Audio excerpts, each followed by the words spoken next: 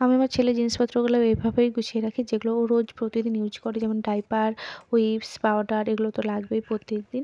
আর তার সাথে আছে এটা ভিটামিন ডি ওষুধ, এটা তো ১ বছর পর্যন্ত চলবে এটা, আর একটা ভিটামিন ওষুধ, এটা ১ বছর চলবে। আর এটা হচ্ছে গ্যাসের ওষুধ, ওর মাঝে, মাঝে ওকে খাওয়াতে লাগে।